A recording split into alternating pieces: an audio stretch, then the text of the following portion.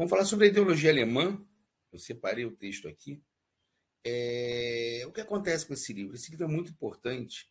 E é interessante porque esse livro nunca foi publicado durante a vida do Marx. Tem apontamentos muito interessantes, tanto sobre a questão da concepção histórica, quanto sobre a questão de comunismo, concepção de comunismo de Marx. E não foi publicado em vida, e o Marx chega a dizer que deixou a crítica impiedosa dos ratos, livro como se não tivesse importância. Creio que o Marx fala sobre isso muito mais sobre a segunda parte do livro, que é uma crítica impiedosa sobre cada discípulo, cada filósofo dos jovens hegelianos, que depois da derrota da Revolução, da Primavera dos Povos, de 48, eles foram ficando cada vez mais herméticos e cada vez mais reacionários e cada vez mais ligados ao tal do espírito absoluto. E isso leva a que Marx efetivamente vá se separando deles, né? Se distinguindo, melhor dizendo, cada vez mais deles. E ele vai fazer uma crítica impiedosa nesse livro, na segunda parte, a cada um deles. A não ser que você seja uma pessoa muito interessada em termos acadêmicos na obra de Marx, a não ser que você vá fazer algumas discussões muito herméticas sobre Marx, a não ser que você queira saber em minúcias desse debate, a segunda parte realmente não é tão interessante. A segunda parte, eu acho que nem o Marx leria essa segunda parte hoje em dia. Né? Você desce em minúcias sobre algumas obras de alguns jovens hegelianos, obras que hoje não têm importância nenhuma. Nenhuma, importância zero, sobre conceitos do homem, do próprio, do único, e que Marx vai rebater uma a uma, que teria interesse naquele momento de se fazer isso, mas que hoje se perderam no tempo e no espaço. Todavia, discordo do Marx quando ele diz que pode deixar esse livro a crítica impiedosa dos ratos, porque a primeira parte é fundamental. A primeira parte é o Marx maduro e já é uma concepção materialista de história, de mundo, de filosofia, de tudo. Então é fundamental ler essa concepção, porque ela está muito contemporânea. Saiu um artigo aí do Frei Beto, que eu li, que é artigo horroroso, pavoroso o artigo, pavoroso, uma bosta o artigo, em que ele confunde tudo. E aí eu fico me perguntando se o Frei Beto leu a ideologia alemã. Né? Ele fala que é a melhor coisa, ele repete um argumento que é muito ruim do Lula. Eu não sei por que o Lula repete esse argumento, eu acho que ele foi emprenhado pelo ouvido.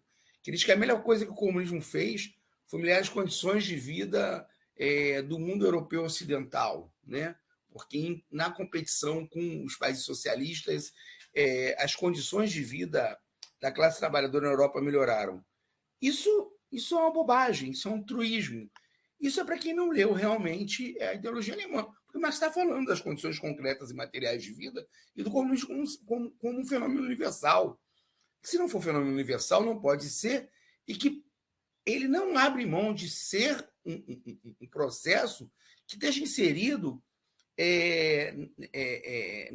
na disputa pelo que já há de mais avançado em termos de produção. Ou seja, o comunismo ele não prescinde do capitalismo avançado para ele existir.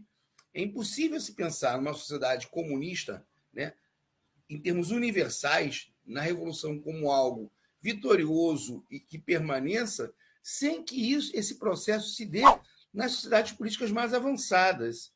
Então, assim, eu não sei de onde ele tirou aquele texto, também meu objetivo nessa live não é falar sobre aquele texto, mas o texto é pavoroso. Ele pega pinça um argumento do Freud contra o comunismo, um texto muito bom, Futuro de uma Ilusão, que o Freud vai falando sobre as pulsões humanas e vai batendo no fascismo. Esse texto é principalmente contra o fascismo, crescimento do nazismo, crescimento do fascismo. Tem um pedacinho sobre o comunismo.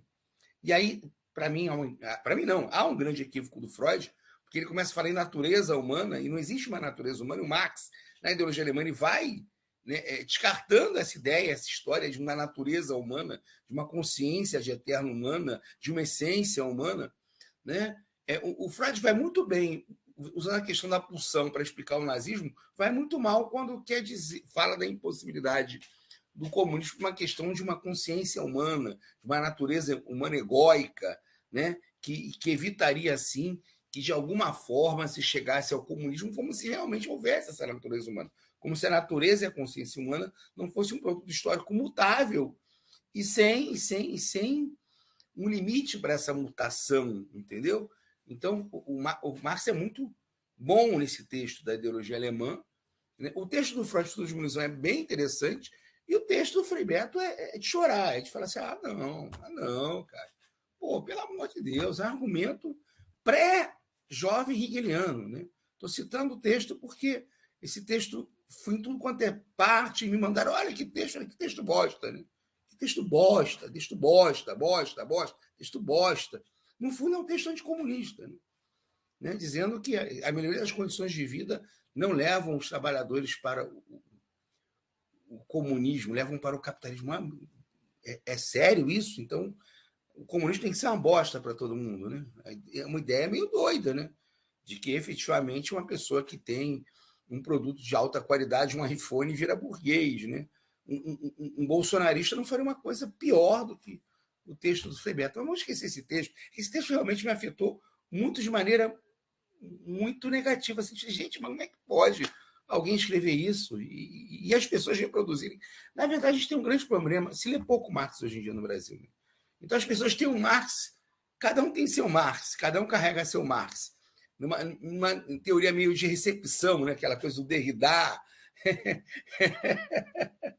do Barthes, da ideia da teoria da recepção. Né? O texto não é o que está contido no texto, é o que você tira do texto, que é uma grande bobagem. Né? O texto realmente tem um sentido e tem uma intenção clara. Né? E eu sou marxista, não sou pós-moderno. Então, é muito complicado, né? Cada um carregar o Marx e o Marx imaginário. Né? O Marx que é sempre imaginário, o Marx que nunca é o Marx real, né? O Marx da realidade. O Marx é pela boca dele mesmo. Então, vamos pegar o Marx pela boca dele mesmo, porque esse texto é muito importante para a gente. Né? O texto, eu passei para os alunos que estão inscritos no curso, né? A primeira parte do texto da ideologia alemã, e a gente vai começar antes da ideologia alemã falando sobre as teses sobre Feuerbach, que é o acerto de contas definitivo e sem dúvida nenhuma, talvez o menor texto com maior importância já escrito por um filósofo, as teses sobre Feuerbach. Né? São 11 teses pequenas e todas muito importantes. Todas muito importantes. Elas foram publicadas em 1888, como apêndice da obra Ludwig Feuerbach e o fim da filosofia clássica alemã, após a morte de Marx. Né? Mas é o acerto de contas do Marx e do Engels com os jovens hegelianos. É um texto, obviamente, de 1844, 45. Né?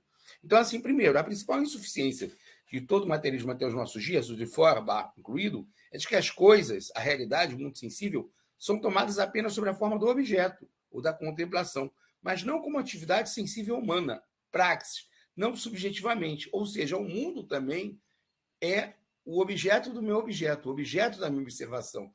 É por isso que, por exemplo, na fenomenologia, no estruturalismo, contra um certo marxismo materialista, mecanicista materialista, se consegue algum sucesso, porque não se retirou, de alguma forma, a dialética marxista, né?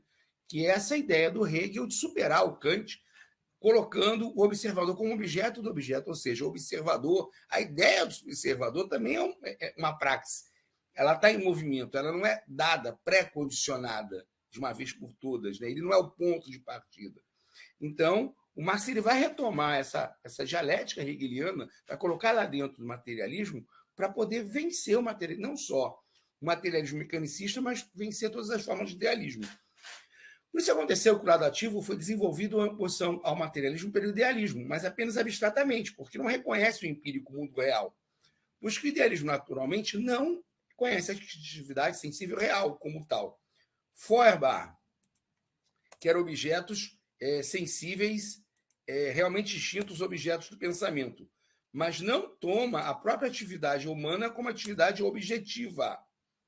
Ele considera, por isso, na essência do cristianismo, apenas a atitude teórica como a genuinamente humana, ao passo que a praxis, que é essa concretude da teoria, né, que é a teoria influenciando no mundo material real, é tomada somente na sua manifestação sórdida judaica, ou seja, judaica que está falando aqui é de comércio, de atividade comercial, monetária, financeira. Não compreende, por isso, o significado da atividade revolucionária prática, ou seja, como todos os jovens hegelianos, a revolução para Feuerbach era uma revolução da ideia, por isso que ele vai criar uma forma de religião do homem, de uma religião ateia, de uma religião, a essência do cristianismo, retomar essa universalidade do cristianismo para transformar as ideias do cristianismo, né, laicizá-las, né, desmistificá-las e transformá-las numa forma de religião do homem, o que não deixa de ser uma forma de misticismo, né, porque não entende que a prática real, a atividade real é que tem que revolucionar o mundo e não somente a ideia. Mas o Marx vai atacar o Feuerbach por não sair do empirismo, não conseguir entender que a relação entre a teoria e a prática é uma relação dialética. Né? Tese 2. A questão de se saber se ao pensamento humano pertence à verdade objetiva não é uma questão da teoria, mas uma questão prática. É na prática que o ser humano tem de comprovar a verdade, isto é, a realidade, o poder, o caráter terreno do seu pensamento. A disputa sobre a realidade ou não realidade do pensamento, que se isola da praxis, é uma questão puramente escolástica. Isso diferencia o marxismo de todas as teorias posteriores. Pode pegar o estruturalismo, pode pegar a fenomenologia, o ser essente. Né? É bem interessante, o Sartre ele observa que a teoria pós-marxista retoma conceitos pré-marxistas, jovens hegelianos. Você pegar o pensamento do Heidegger, você pegar o pensamento do Bergson, você pegar o pensamento do Levi-Strauss, pegar o pensamento de todos eles, né? O símbolo, o signo, né? A estrutura, elas têm que ser criticadas por elas mesmas, sem se referir à praxis, e dizem, sem se referir à praxis, ao mundo real, porque dizem que a referência ao mundo real é positivismo, que é uma grande mentira, porque quando desaparece o mundo real, quando se desaparece o objeto real, desaparece o mundo. Então, se tem a crítica da crítica à crítica, ou seja, um ser essente que se assenta o tempo inteiro em giro e falso, que se assenta em ideias e nunca no mundo real. O marxismo nunca vai perder isso de mente. Ele vai usar da praxis, vai dizer que a praxis também é uma coisa, é um processo real, né? As ideias têm força material real, né? Elas têm que estar condicionadas ao mundo, mas elas têm uma força material real, uma autonomia e uma forma própria de desenvolvimento, mas que efetivamente elas têm que ser provadas no mundo real. Né? Então, esse conceito é muito importante. A prova do pudim é comê-lo. Né? O ser humano que vive só de ideias morre porque ele precisa se alimentar, comer, trabalhar. Então, essa tese 2 é extremamente importante. Né? Porque ela é uma grande artilharia, uma grande bala de canhão para todas as teorias sem matéria. Né? Fenomenologia, estruturalismo, pós-estruturalismo, são ideologias que parecem ser ateias, mas elas são sem matérias. Ao fim e ao cabo, elas precisam de algum espírito para permanecerem vivas em pé, porque elas prescindem do mundo real. Elas falam, não, o mundo real nunca pode ser um ponto de partida, porque isso é positivismo, o que é uma grande mentira. Né? O mundo real é sempre o ponto de partida. 3. A doutrina materialista de que os seres humanos são produtos da circunstância e da educação, de que seres humanos transformados são produtos de outras circunstâncias de uma educação mudada, esquece que as circunstâncias são transformadas precisamente pelos seres humanos e que o educador tem que ser ele mesmo educado. Ele acaba, por isso, necessariamente, a separar a sociedade de duas partes.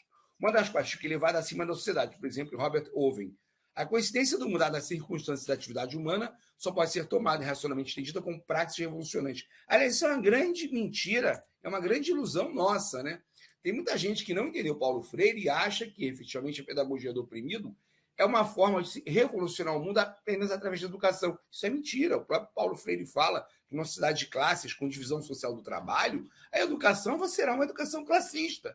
A educação da prática revolucionante é educação para fazer revolução, educação para acabar com o Estado capitalista, educação para o proletariado tomar consciência, educação para o proletariado tomar os meios de produção. E essa educação não é uma educação de caráter formal e não pode separar a sociedade em duas partes. Uma que educa os educadores e outra que é educada. Né? O Marx pergunta, quem educa o educador?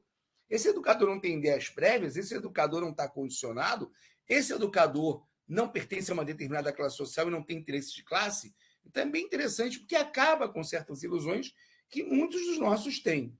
Tá? Feuerbach, 4. Feuerbach parte do fato da autoalienação religiosa, da duplicação do mundo no mundo religioso representado no real. O seu trabalho consiste em resolver o mundo religioso na sua base mundana. Ele perde de vista que, depois de completado esse trabalho, ainda fica por fazer o principal, e que o fato dessa base mundana se destacar de si própria, se fixar num reino autônomo, nas nuvens, só pode explicar-se pela autodivisão e pelo contradizer-se a si mesmo dessa base mundana. Esta mesma, portanto, tem que ser primeiramente estendida na sua contradição e depois praticamente revolucionada, né, por meio da contradição. Portanto, depois de, por exemplo, a família terrena estar descoberta com o segredo da saída da família, é a família, então, que tem que ser ela mesma, teoricamente, criticada e praticamente revolucionada. Interessantíssimo essa parte pelo seguinte.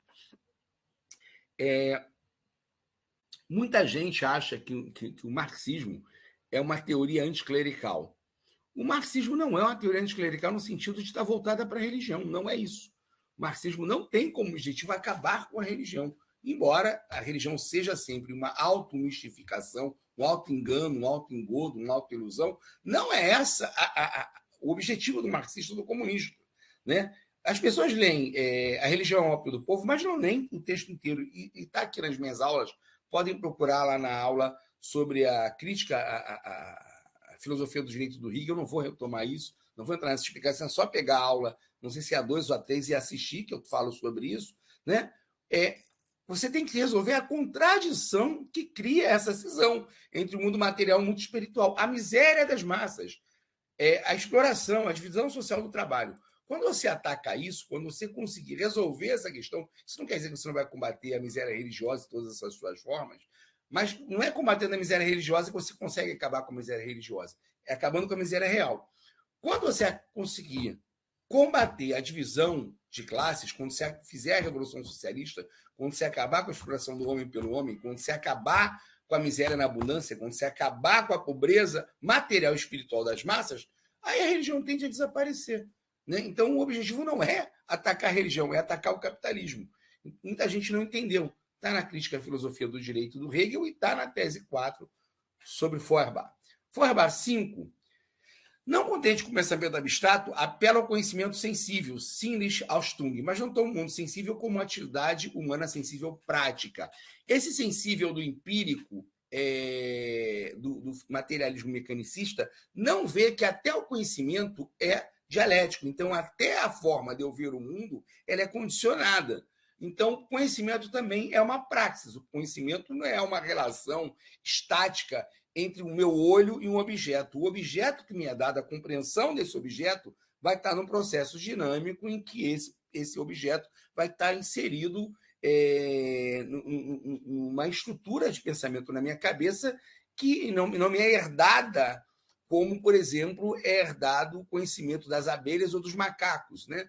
É herdada no sistema educacional diferenciado, que é um processo dinâmico ligado à praxis, ligado ao trabalho. Então, realmente, eu não tenho nem como desligar o celular, porque se eu for desligar o celular, dá problema aqui. Mas é isso, entendeu? Então, essa praxis... Perdão, gente, me atrapalhou aqui.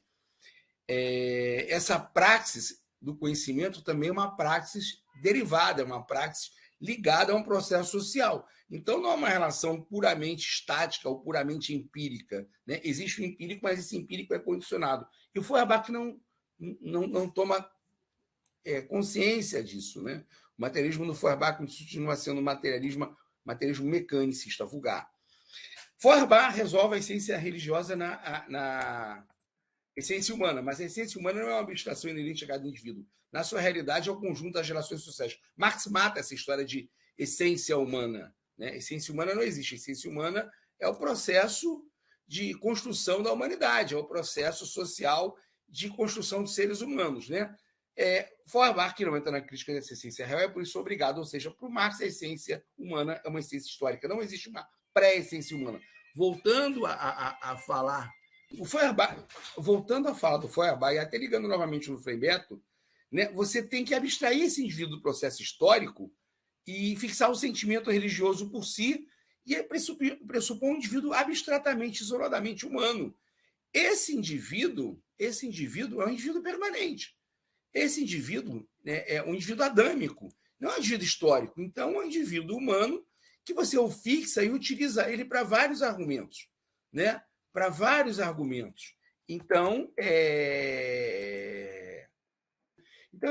essa tese 6 é bem interessante, porque ela acaba com qualquer crença mitológica, mítica, mística de um ser humano adâmico permanente. O ser humano é uma abstração histórica, né? O ser humano é um ser imanentista histórico. Então, efetivamente, essa busca do Feuerbach de uma essência humana é uma busca sem fim, porque esse ser humano não existe, né? Por isso, a essência humana só pode ser tomada como espécie, ou seja, a essência humana biológica, como generalidade exterior muda, que liga apenas e naturalmente os muitos indivíduos. Marx não nega a natureza, mas ele fala que a natureza humana é de uma outra forma, condicionada, historicamente condicionada, então o ser humano é um processo histórico. Feuerbach não vê por isso que o próprio, tese 7, não vê por isso que o próprio sentimento religioso é um produto social e que o indivíduo abstrato que analisa pertence na realidade a uma determinada forma de sociedade. Né? Então, não existe esse indivíduo abstrato. Existem sempre os indivíduos da sociedade, históricos da sociedade. Né? Tese 8. A vida social é essencialmente prática. Todos os mistérios que seduzem a teoria para o misticismo encontram na solução racional a praxis humana e no compreender dessa praxis. Tese 8, muito importante também. A tese que ataca qualquer sistema que se baseie, né, na crença mística. Né? Então, essa tese completa a tese 6. Só um minutinho. Né? Então, bem interessante essa tese 8, porque ela vai dizer que a teoria ela existe, ela tem sua autonomia, mas está assim subordinada à prática e à praxis humana, que é essa prática condicionada e que não se resolve numa certeza sensível. O máximo que o materialismo contemplativo consegue, isso é um materialismo que não compreende menos o mundo sensível como atividade prática, como teoria, como movimento, é a visão dos indivíduos isolados na sociedade civil e não os indivíduos no processo social dinâmico, que para você entender esse indivíduo vai ter que entender toda a história da sociedade. A tese 6, 8 e 9 são interligadas. Né? O ponto de vista do antigo materialismo é a sociedade civil. O ponto de vista do novo materialismo é a sociedade humana, ou humanidade socializada. Tem que se entender o que Marx está falando de sociedade civil, ele está falando da sociedade capitalista.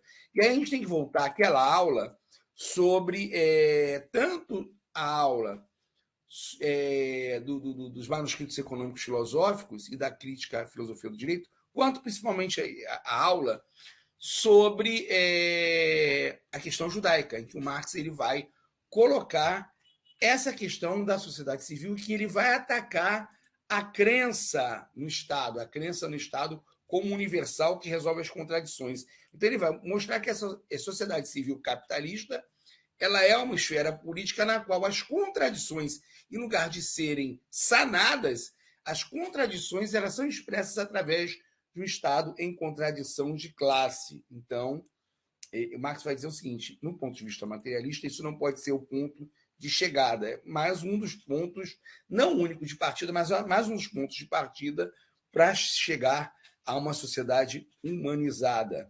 E a tese 11, que é fantástica, né? Os filósofos têm interpretado o mundo de diversas maneiras. A questão, porém, é transformá-lo. Essa tese se desdobra, né? Primeiro, porque muita gente acha que é o fim da filosofia. Não é.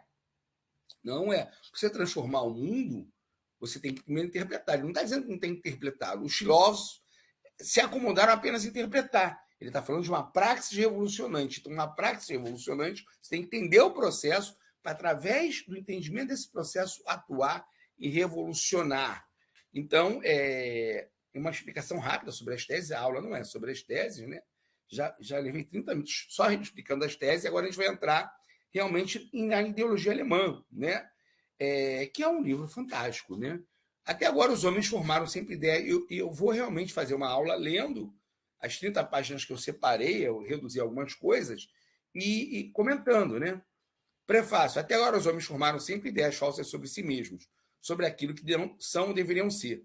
Organizaram suas relações mútuas em função das representações de Deus, do homem normal que aceitavam.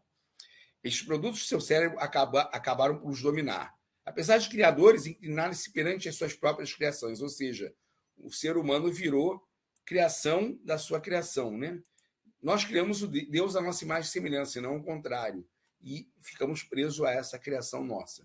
Libertemo-los, portanto, das quimeras, das ideias, dos dogmas, dos seres imaginários, cujo jugo os faz degenerar. Revoltemo-nos contra o império dessas ideias.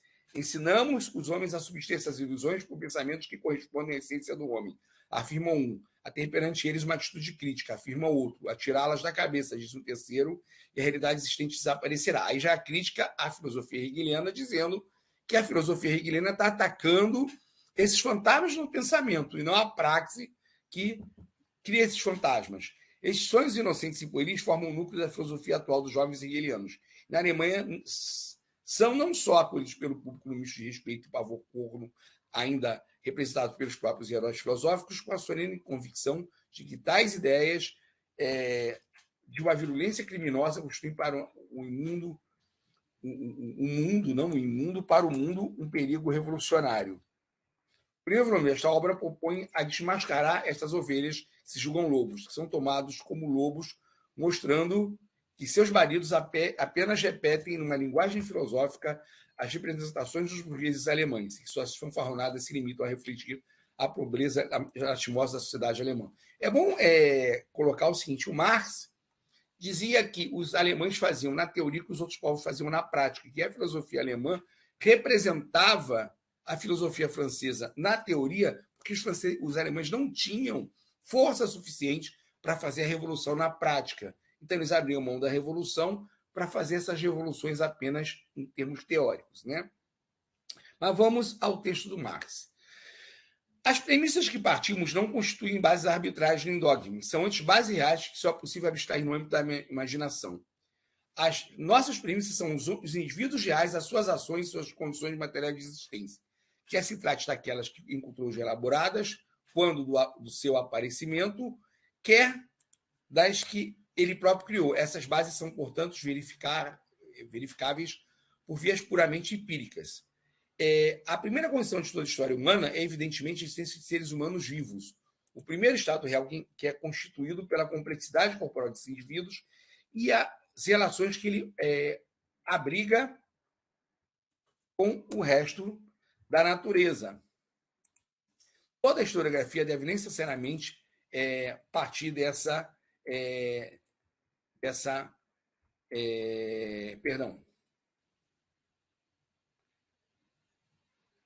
bases naturais e sua modificação provocada. Tá? A forma como os homens produzem esses meios depende, em primeiro lugar, da natureza, ou seja, dos meios da existência já elaborado, que é necessário reproduzir. Mas não devemos considerar a produção desse único ponto de vista, isto é, enquanto mera reprodução da existência física do indivíduo. Pelo contrário, já constitui um determinado modo de atividade de tais indivíduos, uma forma determinada de manifestar sua vida, um modo de vida determinado. A forma como os indivíduos manifestam sua vida reflete muito exatamente aquilo que são. O que são coincide, portanto, com a sua produção, isto é, tanto com aquilo que produzem como a forma com que produzem. Perdão. O texto está um pouco truncado aqui, tá? Aquilo que os indivíduos são depende, portanto, das condições materiais de sua produção. Essa produção só aparece com o aumento da população e pressupõe a relação de existência entre os indivíduos. A forma dessas relações é ainda, por sua vez, condicionada pela produção. As relações entre as diferentes nações dependem do grau de desenvolvimento dessa produção. Ou seja, Marx vai mostrar o seguinte, que as relações entre os seres humanos têm como premissa primeira a relação do homem com a natureza. Só que a relação com o homem e a natureza é dada pelo trabalho. É o trabalho que constitui o homem como ser.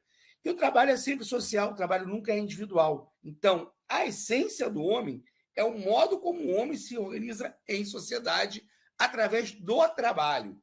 Então, não existe esse homem individual. E as relações, inclusive, entre as nações está ligada ao trabalho também, a divisão do trabalho, primeiro dentro de cada nação e depois entre as várias nações. E aí ele entra aqui numa questão histórica que eu não vou entrar completamente. Ele vai falar das várias formas de propriedade da tribo, a gens, a comunismo primitivo. Depois ele vai falar sobre a escravidão. Depois ele vai falar sobre a sociedade asiática, a forma de produção, a propriedade estatal. Depois ele vai falar do feudalismo e vai chegar ao capitalismo, né?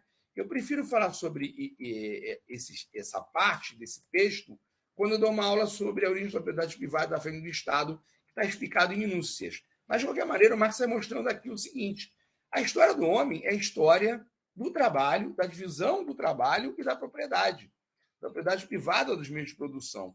Então, o homem, né, esse ser homem, se produz nesse processo social. E fora dele não há produção do homem. Então, todas as robissonadas, todas as concepções adâmicas de mundo desaparecem olhando para a história. Então, todas as limitações do homem são explicadas pela história. A explicação não é explicada pela propensão natural de um povo ou de uma espécie para a escravidão, ou pela excelência étnica da Europa contra a África. Isso é puramente racismo, não tem nada de científico. São condições históricas naturais prévias que determinaram que determinados povos dominassem outros. Não tem nada a ver com constituição biológica, não tem nada a ver com predisposição genética, não tem nada a ver com alguma questão ligada a uma predisposição hereditária, alguma tara. Marx vai rebatendo tudo isso. É tudo um processo histórico. Então, o ser humano ele é um ser com potencial sempre aberto. A história é sempre uma história em aberto, que pode ir de maneira progressista e progressiva, quanto de maneira regressiva também, né? Uma coisa em que às vezes, os marxistas ficam presos é a ideia de uma linearidade da história. Mas quando você olha, por exemplo, a ideologia alemã, essa linearidade não está, né? Vai depender de como essas relações são estabelecidas, e o Marx vai falar, inclusive, no desaparecimento do Estado, na passagem das grandes civilizações greco-romanas para o feudalismo e para a involução em termos sociais que isso causou em toda a Europa. Ou seja, essa ideia de uma linearidade na história tem parte do marxismo, parte da própria, embora em alguns momentos Marx realmente acabe entrando ou dando a entender a sua opção, uma linearidade na história, você lendo com atenção, por exemplo, a ideologia alemã, ele vai mostrar que a possibilidade de um atraso, de um retrocesso, de uma perda histórica, de uma perda de processos produtivos, de processos evolutivos, é possível. Então, não existe essa linearidade histórica, né? Ainda que a gente esteja, em termos de produção, num progresso concreto e real, quando se compara as várias épocas históricas. Não quer dizer que também seja um progresso social. Você pode ter, por exemplo, a apropriação absoluta e total da propriedade privada por uma minoria e você tem uma regressão social com a minoria sendo oprimida, sendo retirada dos processos decisórios, dos processos de progresso cultural e humano. Né? Então, é bem interessante essa primeira parte. Né? Vamos continuar a ler mais um pedacinho. Contrariamente à filosofia alemã, que desce do céu para a terra, aqui parte-se da terra para atingir o céu. Isso significa que não se parte daquilo que os homens dizem, imaginam e pensam, nem daquilo que são nas palavras, no pensamento, na imaginação, na repressão de outrem para chegar aos homens em carne e osso. Parte-se dos homens, da sua atividade real. É a partir do seu processo de vida real que se representa o desenvolvimento dos reflexos e das repercussões ideológicas desse mesmo processo vital. Mesmo as fantasmagorias correspondem no cérebro humano a sublimações necessariamente resultantes do processo da sua vida material, que pode ser observado empiricamente, que repousa em bases materiais. Assim, a moral, a religião, a metafísica e qualquer outra ideologia, tal como as formas de consciência que lhes correspondem, perdem imediatamente toda a aparência de autonomia. Não tem história, não tem desenvolvimento. Serão antes os homens que, desenvolvendo a sua produção material, suas relações materiais, transformam com esta realidade que lhe é própria, o seu pensamento e o produto dos seus pensamentos. Ou seja, a religião é reflexo do desenvolvimento material do homem e não o contrário. Né? A história moral do homem é o reflexo da história real do homem. A moral é um corolário necessário do processo de dominação de classes. Então, todos esses processos são processos condicionados à evolução do trabalho, da divisão do trabalho e da evolução humana na praxis. Ou seja, não tem uma história independente, não tem uma história autônoma. É uma história condicionada pela história da sociedade, pela história do trabalho e pela história da luta de classes. Né? Não é a consciência que determina a vida, mas a vida que determina a consciência. Na primeira forma de consideração, parte da consciência como sendo o indivíduo vivo. Na segunda, que corresponde à vida real, parte dos próprios indivíduos reais e vivos e considera-se a consciência unicamente como é sua consciência. Essa forma de considerar o assunto não é desprovida de pressupostos. Parte de premissas reais e não as abandona um único instante. Essas premissas são os homens, não isolados nem fixos em qualquer forma imaginária, mas aprendidos no seu processo de desenvolvimento real, em condições determinadas de desenvolvimento este que é visível empiricamente, ou seja, os dados concretos da vida material é que são o pressuposto da crítica da história das ideologias. Ideologias todas elas, né? Todas as superestruturas, religião, cultura, arte, moral, essas são formas condicionadas e também são condicionantes, embora não tenham uma independência, né, da vida humana, porque efetivamente elas retroagem na estrutura, né? Tem que entender isso. Desde que se apresente esse processo de atividade vital, a história deixa de ser uma coleção de fatos sem vida, como apresentam os empiristas, que ainda são abstratos, ou a ação imaginária de sujeitos imaginários, como apresentam os idealistas. É onde termina a especulação, isto é, na vida real, que começa a ciência real positiva, a expressão da atividade prática, do processo de desenvolvimento prático dos homens. É nesse ponto que termina o fraseado oco sobre a consciência e o saber real, passa a ocupar o seu lugar. Ao expor a realidade, a filosofia deixa de ter um meio onde possa existir de forma autônoma. Em vez dela, poder-se-á considerar, quando muito, uma síntese dos resultados mais gerais que é possível abstrair do estudo do desenvolvimento histórico dos homens. Essas abstrações tomadas em si, destacadas da história real, não têm qualquer valor. Podem, quando muito, servir para classificar mais facilmente a matéria, para indicar a estrutura das suas,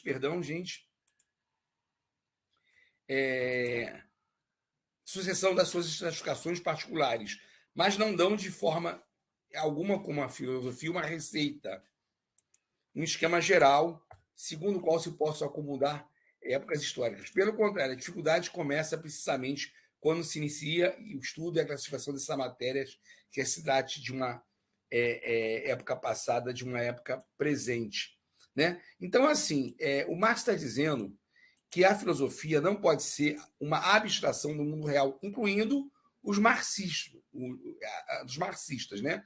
Não pode ser uma hipostasiação da história, né? O que acontece às vezes com o marxismo também. Existem marxistas que prescindem do mundo prático, do mundo da praxis, né? Eles têm uma ideia pré-concebida e tentam ajeitar o mundo à sua ideia, tentam explicar o mundo a partir da sua ideia pré-concebida. Isso é extremamente complexo, extremamente complicado, porque isso transforma o marxismo também numa religião, numa filosofia, e o Marx dizia que a filosofia é uma forma de religião da ciência, numa filosofia à parte que não leva em consideração o mundo real. Então, até o marxismo, quando ele é transformado nessa linguagem, nessa tecne, nessa episteme, que previamente cataloga o mundo e tenta provar no mundo as suas teses, ela deixa de ser o marxismo real, o comunismo real de Marx, né?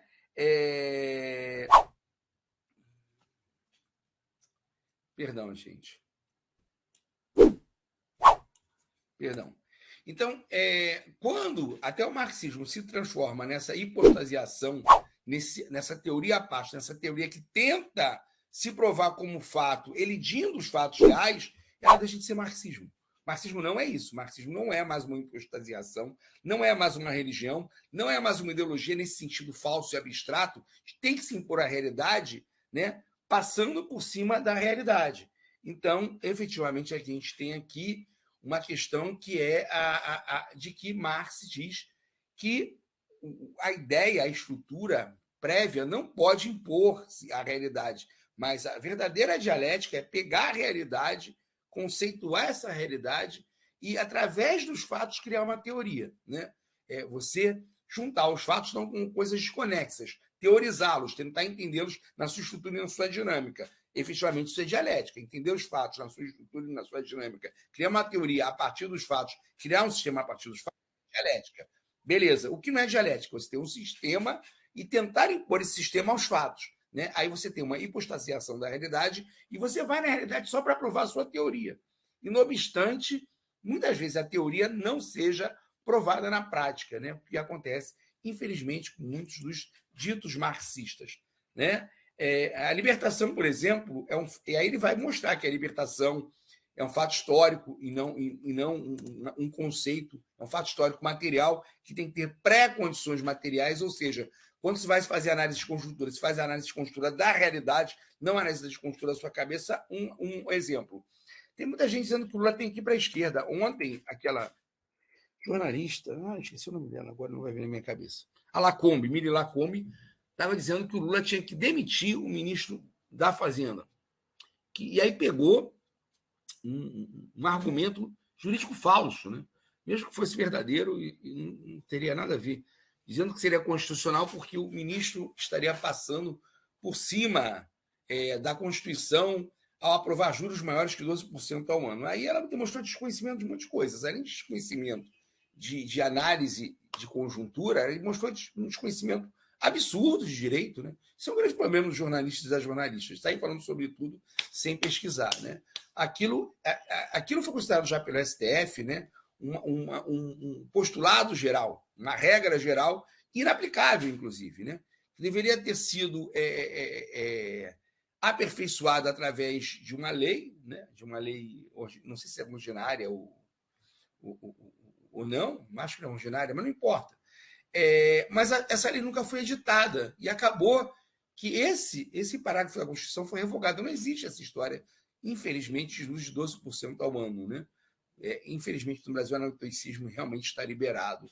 Mormente, em questão de contratos, tem uma limitação. Fora isso, não, tanto que você pode pagar um cartão de crédito juros de 14%, 15%. Então, ela pegou uma coisa, ela ouviu o galo cantar não sabe aonde, pegou um trecho da Constituição que nem está mais e falou que o Lula poderia demitir o ministro da Fazenda baseado nessa parte da Constituição que nem existe mais, né, estaria liberado para ele fazer isso.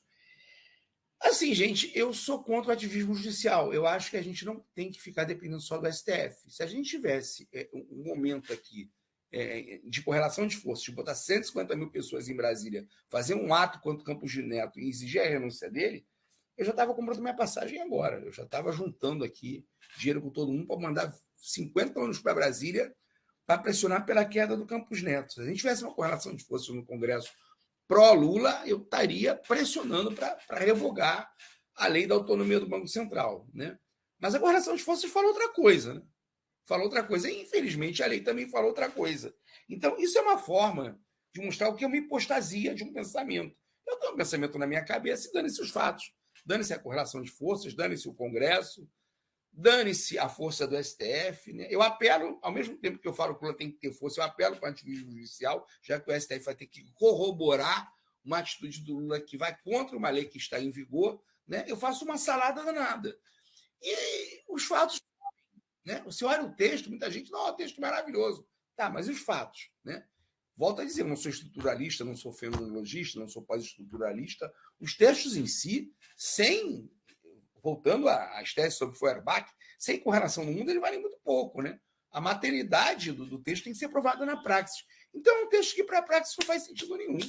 Pode ter uma estrutura interna, como falam aí os estruturalistas, mas para a praxis, Para o mundo real não diz nada. Né? Isso é um exemplo, mas eu posso dar vários. Eu poderia entrar no exemplo da guerra da Ucrânia, mas eu estou sem saco hoje, sem paciência para falar sobre a guerra da Ucrânia, mas tem muita gente que faz isso. Né? O texto internamente parece não ter contradição. Quando chega para o mundo real, aí ferrou. Né? Para o materialista prático, já na outra parte da história, o comunista é mister revolucionar o mundo existente, atacar e transformar praticamente o estado das coisas que encontra. Se, por vezes, se observa Feuerbach pontos de vista semelhantes a esses, é necessário notar que nunca vão além de simples intuições isoladas com muito pouca influência sobre toda a sua concepção geral. Somente podemos vê-lo de maneira... Feuerbach queria realmente uma religião do homem e queria buscar a verdadeira essência das coisas. Se o Feuerbach é interessante por mostrar as contradições idealistas do Hegel, ele leva o materialismo a um beco sem saída. Né? Os objetos da certeza sensível simples de Feuerbach só são dados a ele através, Marx fala, do desenvolvimento do capitalismo. Né? Ele só vai poder ter ideia de uma ameixa que nasceu na China através do comércio. Né? Ele só vai poder ter a ideia da certeza sensível de carro através da Revolução Industrial. A natureza sensível do qual Feuerbach tem certeza no mundo não é a mesma natureza sensível das tribos primitivas, é uma outra natureza, até a natureza derivada. Né? Então, o Marx vai sair dessa certeza sensível, né, que volta ao materialismo sensualista, que é interessante ter um desenvolvimento no materialismo, mas já não nesse ponto. Né? No fim do século XIX, começo do século XX, na verdade ele ainda é meio, né?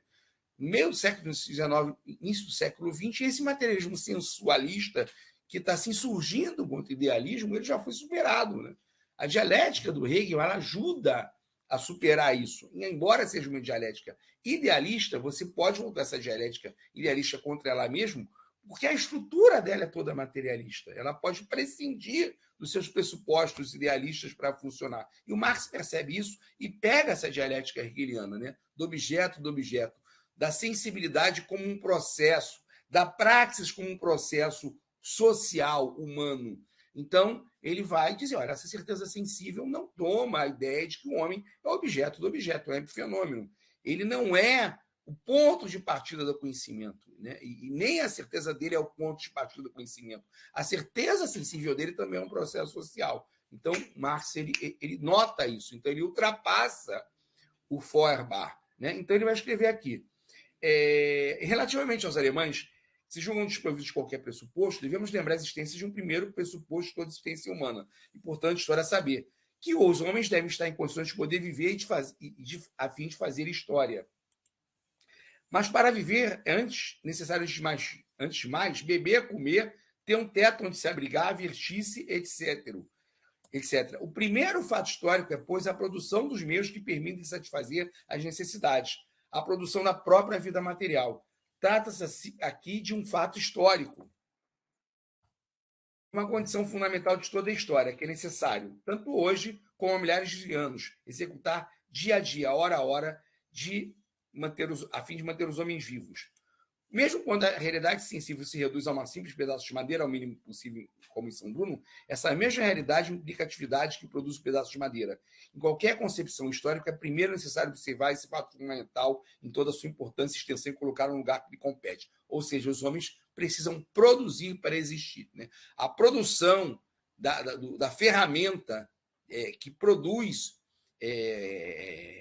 o trabalho produz o ser humano. A produção da primeira ferramenta, né? A aquisição dessa primeira ferramenta é o primeiro ato histórico. O primeiro ato histórico é a consecução da primeira ferramenta de trabalho para trabalho social. E o segundo fato, né, é que, consolidada essa primeira ferramenta, esse primeiro ato histórico de trabalho, ele modifica indissoluvelmente todo o processo histórico. O homem não pode existir na natureza sem revolucionar-a constantemente. Ele vai adquirir essa ferramenta vai revolucionar a forma dele fazer a sua história. Por exemplo, a pedra polida, a pedra lascada, depois a pedra polida, os metais, o fogo, tudo que ele vai adquirindo vai criando uma nova sociedade, vai criando um novo homem. E os homens novos partem dessas ferramentas já adquiridas, ou seja, o processo social de revolução é ininterrupto, né? Então, essa ferramenta adquirida, essa nova condição social, essa revolução social criada por essa ferramenta, é um processo ininterrupto. Esse processo ininterrupto é o processo histórico humano. O homem é o ser da natureza que não existe sem modificar incessantemente a natureza. Isso é muito interessante, né? O Marx está mostrando isso. Né? O homem só existe na natureza como praxis, como trabalho. Esse trabalho é um processo em que ele não atua na natureza apenas como um ser natural, mas como um ser que modifica a natureza, né? Que muda a natureza ao seu redor, que transforma a natureza ao seu redor, e esse processo é ininterrupto. O homem não tem como parar esse processo de se autorrevolucionar. Né? O terceiro aspecto é que os homens, ao entrar em contato com a natureza, ao se criar como um trabalho, se criar como sociedade, eles precisam se reproduzir. E esse processo reprodutivo é feito através de uma condição chamada família. Mas essa família não é a família que a gente encontra hoje, não é a monogamia, não é o patriarcado, não é a relação homem e mulher. A família, ela também é um processo que continua a se revolucionar ininterruptamente. A família primitiva, né, da horda, do intercurso sexual livre, ao casamento de classes, a família punualuana, ao casamento sindiásmico, ao patriarcado, são milhares, e, na verdade, entre a horda e as primeiras formas de proibição, né? Totem e tabu, as proibições de incesto, primeiro entre mãe e filho, depois entre pai e filhas, depois entre gerações diferentes, isso vai mediar, né, milhares e milhares de anos, e entre o primeiro primata e a monogamia, milhões de anos de evolução para que a gente tenha essa família que nós temos hoje. Não significa que haja um genes, um DNA de evolução da família e que a monogamia seja o final, ou o produto final, o objetivo final da família humana. A família humana, as formas de relacionamento parentais são revolucionáveis eternamente. Então, você chega na família monogâmica com a divisão social do trabalho com o patriarcado e, efetivamente, com uma sociedade comunista, com uma sociedade que as pessoas não estejam mais, por exemplo, na miséria, na abundância, você pode chegar a novas formas parentais e as novas formas de família. Né? Então, o Marx já faz apontamentos para isso, né? Essa questão de que o homem é um ser da natureza, que não existe sem revolucionar a natureza, que o trabalho é a pré-condição humana, que o trabalho é sempre revolucionário, que o trabalho sempre cria ferramentas, que essas ferramentas são sempre modificáveis, que essas ferramentas estão sempre no processo social, que esse processo social é revolucionado por essas ferramentas e que essa revolução é ininterrupta, ou seja, a sociedade humana vai se revolucionar ininterruptamente, assim como a família vai se revolucionar eternamente. Tá? Então, vamos passar aqui. Eu não vou ler toda essa parte, não. Tá? Aqui ele ainda está nessa questão da consciência como meio sucessivo imediato, né? Vamos lá. Ele vai mostrar as contradições da criação da divisão social do trabalho, né? Que é o que acontece com a generalização da atividade da produção humana, né? Que a partir da divisão do trabalho há uma contradição no trabalho, né? Entre quem trabalha e quem goza do trabalho. Entre a atividade intelectual e material. O gozo, o trabalho da produção e o consumo cabem a indivíduos distintos. Então, a possibilidade de que esses elementos não entrem em conflito reside unicamente na hipótese de acabar de novo com a divisão do trabalho. Né? Vamos ler essa parte aqui, que é uma parte bem interessante. Né? Essa consciência gregária tribal desenvolve-se e aperfeiçoa-se posteriormente devido ao aumento da produtividade, da necessidade da população, que constitui aqui o fator básico. É deste modo que se desenvolve a divisão do trabalho, que tipicamente no passado de divisão de funções no ato sexual, e mais tarde uma divisão natural do trabalho consoante os dotes físicos, o vigor corporal, por exemplo, as necessidades ou acaso. A divisão do trabalho só surge efetivamente a partir do momento que se opera uma divisão de trabalho material e intelectual. A partir desse momento, a consciência pode supor-se algo mais do que a consciência da prática existente, que representa de fato qualquer coisa sem representar algo de real. E, igualmente, a partir desse instante, ela encontra-se em condições de emancipar-se do mundo, de passar à formação da teoria pura, teologia, filosofia, moral.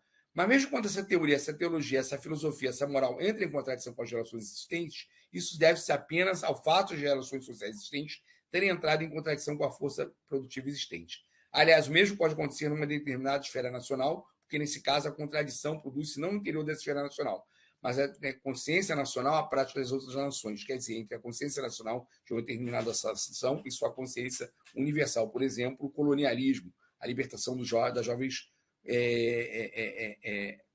colônias africanas, americanas e asiáticas. Né? Essa contradição está ligada, né?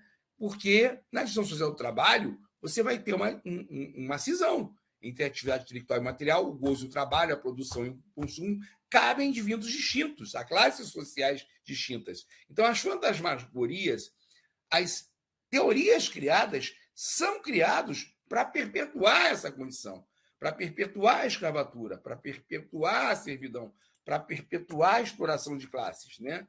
Então, é precisamente essa contradição entre o interesse particular e o interesse coletivo faz com que a gente tenha a ilusão de que no Estado esse interesse coletivo tem uma forma independente que não tem. O Estado, ele efetivamente está situado a partir de uma situação de força e de dominação da classe que extrai os frutos do trabalho da classe que produz. Né? Então, todas essas lutas que vão ser empreendidas dentro do Estado têm essa névoa de luta pelos interesses gerais, que não existem. Existem interesses de classes. Né? Então, assim, Marx diz, toda classe que aspira ao domínio, mesmo que seu domínio determine a abolição de todas as antigas formas sociais da dominação como um proletariado, deve, antes de tudo, conquistar o poder político para conseguir apresentar o seu próprio interesse como sendo o interesse geral. Né? A única classe que realmente defende o interesse geral é o proletariado, porque ela não pode assumir o poder, ela não pode ascender efetivamente ao poder, não só ganhar uma eleição, mas ascender ao poder real, tomar os meios de produção, sem acabar com toda a espécie de exploração. Né? Então, o Marx e o comunismo nunca foram contra lutar no Estado, tomar posse do Estado, disputar o Estado, disputar a eleição, está aqui na ideologia alemã. Né? Então, o Marx vai mostrar aqui o que é, para ele, realmente comunismo. Né? E é muito importante esse texto, porque é o texto que fala da educação dos 5 sentidos e do comunismo como emancipação. Né? Vamos lá. Precisamente porque os indivíduos só procuram esse interesse particular, que para eles não coincide com o seu interesse coletivo, pois a universalidade é apenas uma forma ilusória da coletividade, né? Ou seja,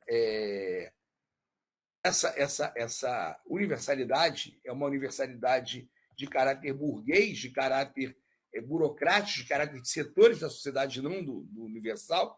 E esse interesse se apresenta como interesse particular, que é estranho e independente, e que simultaneamente aparece no Estado como um interesse universal e particular. Né?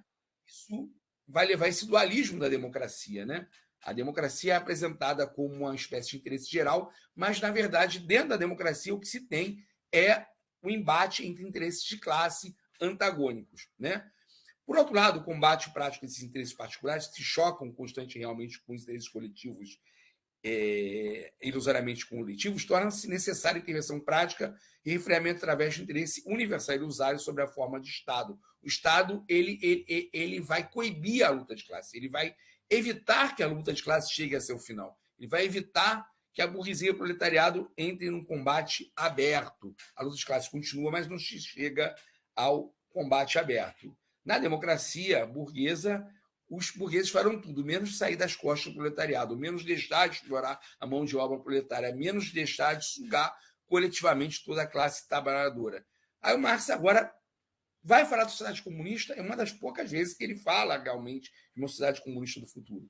Na sociedade comunista, porém, onde cada indivíduo pode aperfeiçoar-se no campo que lhe aprouver, não tendo por isso mistério de atividade exclusiva, é a sociedade que regula a produção geral. Se você tem uma regulação da produção geral e não tem ricos e nem pobres, e todos têm o suficiente, mais do que o suficiente para viver, todos têm acesso à cultura, todos têm acesso à educação, todos têm acesso à saúde, todos têm acesso à riqueza, não tem mais pobres e nem ricos, então isso vai possibilitar fazer com que cada um seja livre de verdade, não esteja num trabalho compulsório e constrangido a viver só para trabalhar. Então, vou poder fazer uma coisa de manhã, outra coisa de tarde, outra coisa de noite. E aqui ele fala, eu posso estudar de manhã, quer dizer, eu posso caçar de manhã, pescar à tarde, pastorear à noite. Bem anticológico, né? Mas a gente está falando de uma sociedade ali que é recém-saída do mundo agrário, né? Mas você pode colocar isso como você quiser, estudar de manhã, pescar à tarde e de noite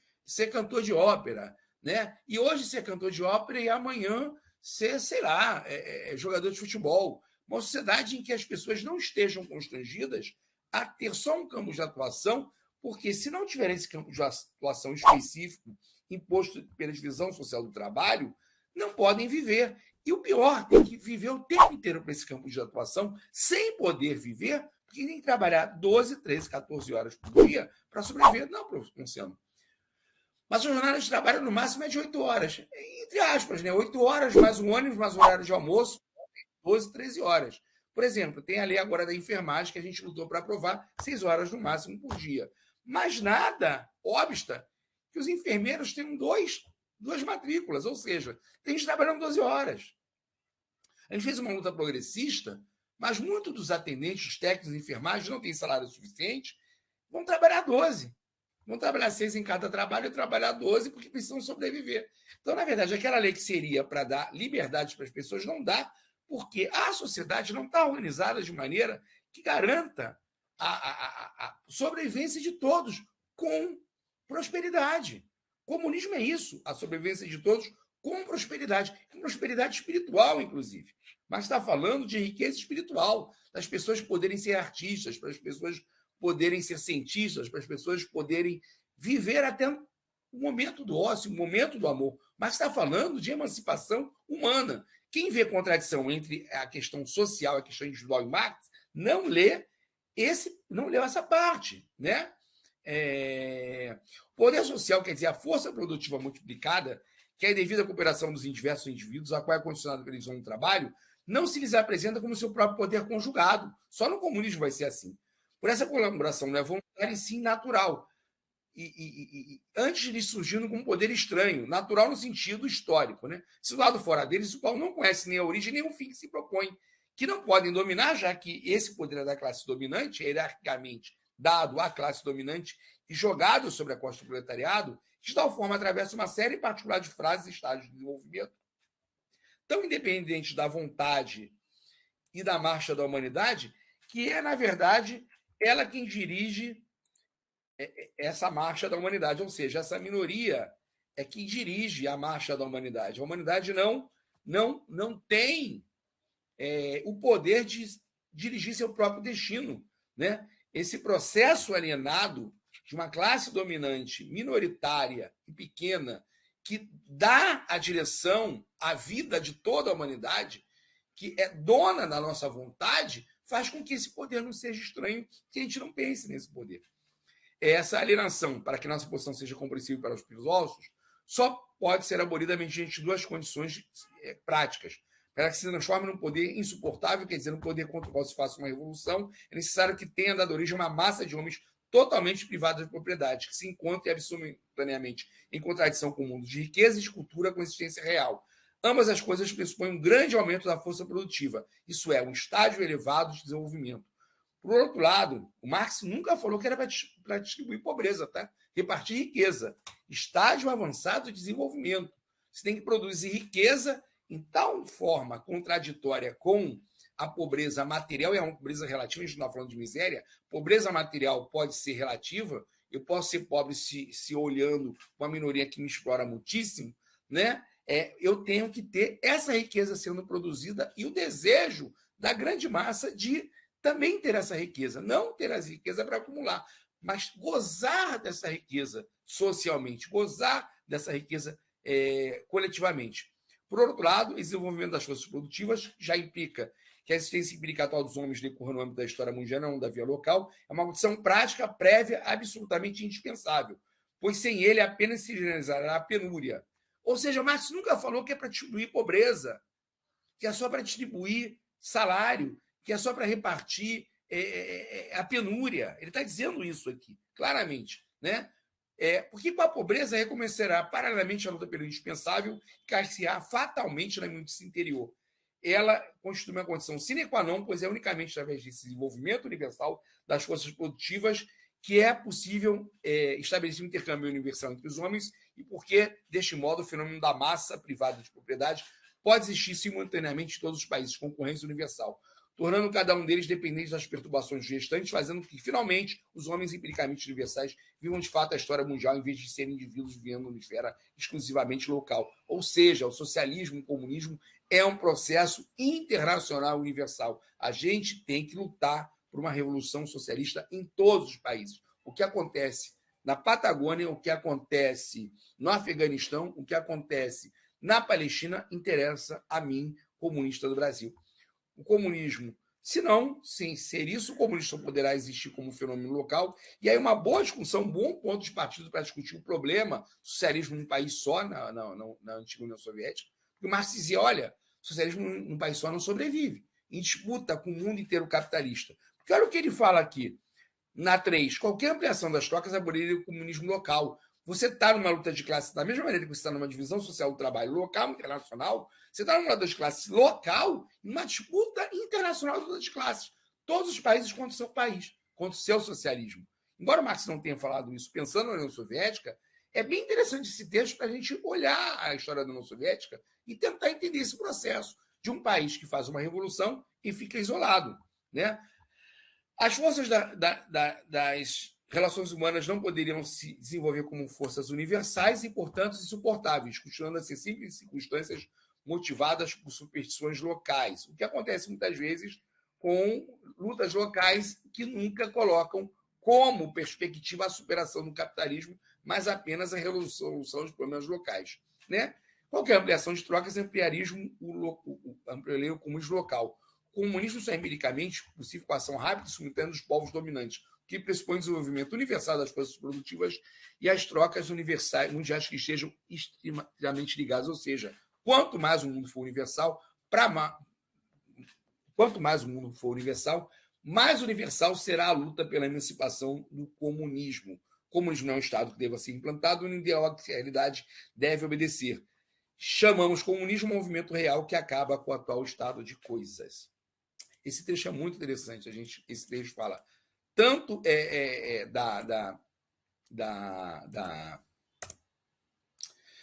da questão da educação de 5 sentidos, da ideia de que o comunismo é um processo de emancipação individual e coletiva, como das perspectivas de sucesso de uma revolução socialista de nível mundial. Tá, mas todas as revoluções socialistas que aconteceram em determinados locais, em determinadas nações, né?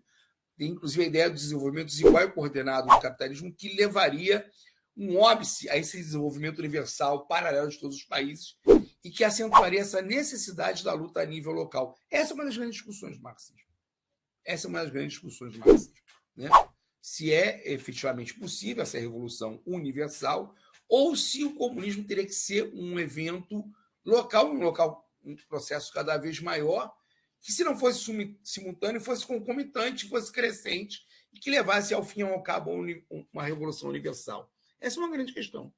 Essa é uma questão, por exemplo, para se discutir o papel da União Soviética e as limitações da própria União Soviética por ter feito uma revolução local, ainda que tenha chegado o socialismo a ter 1/3 da população mundial, era um fenômeno que não era universal, era um fenômeno transnacional, mas não universal. É uma grande discussão. Né? Eu vou ir terminando a aula, porque tem muita coisa aqui que já foi colocada em outras aulas sobre o Marx, e eu queria pegar esses pontos, né? Tanto da questão da forma marxista de fazer história, né?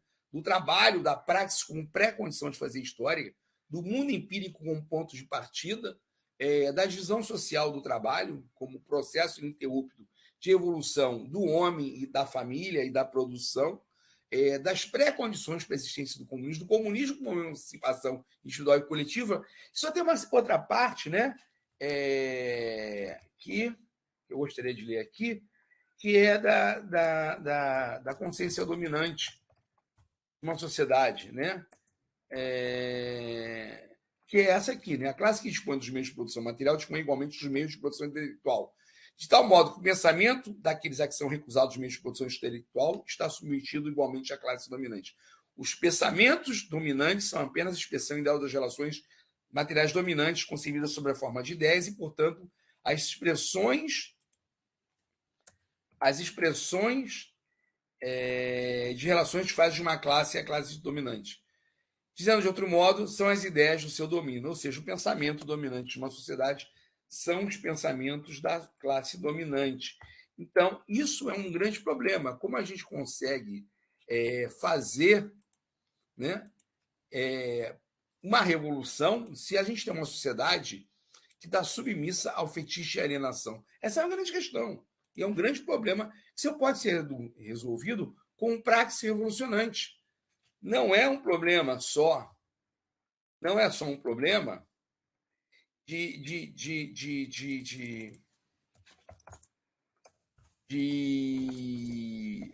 teórico apenas. Não é um problema teórico apenas, é um problema de praxis, né? Só pode se vencer esse pensamento da classe dominante numa praxis revolucionante, numa praxis de revolução real, uma praxis de tomada de poder, de derrubada do poder e de criação de uma outra cultura. E essa não é uma praxis teórica, não é uma praxis de um filósofo, não é uma praxis de um grupo de escritores, não é uma praxis de um grupo intelectual, é uma praxis coletiva, né? Então, eu terminaria essa aula com isso. Beijo do gordo, espero que vocês tenham gostado.